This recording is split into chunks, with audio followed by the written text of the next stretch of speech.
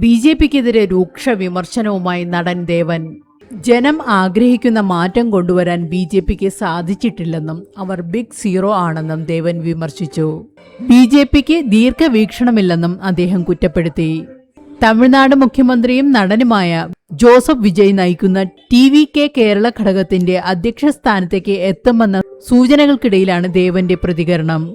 നിലവിൽ ടി.വി.കെ അധ്യക്ഷ സ്ഥാനം നൽകാമെന്ന് വാക്കാൽ പറഞ്ഞിട്ടുണ്ടെന്നും എന്നാൽ ഇക്കാര്യത്തിൽ ഔദ്യോഗികമായി തീരുമാനമുണ്ടായിട്ടില്ലെന്നും അദ്ദേഹം വ്യക്തമാക്കി. സെപ്റ്റംബർ 10 തമിഴ്നാട് മുഖ്യമന്ത്രിയും ടി.വി.കെ അധ്യക്ഷനുമായ വിജയിയുമായി കൂടിക്കാഴ്ച നടത്തിയതിനു ശേഷം അന്തിമ തീരുമാനം ഉണ്ടാകുമെന്നും ദേവൻ കൂട്ടിച്ചേർക്കുന്നു. നിലവിലെ രാഷ്ട്രീയ പാർട്ടികളിൽ നിന്ന് വ്യത്യസ്തമായി പുതിയ ആശയങ്ങളുള്ള മറ്റു സംഘടനകൾ വേണമെന്നാണ് ജനങ്ങൾ ആഗ്രഹിക്കുന്നത്. അങ്ങനെയൊന്നാണ് ടി.വി.കെ എന്നും ദേവൻ പറഞ്ഞു.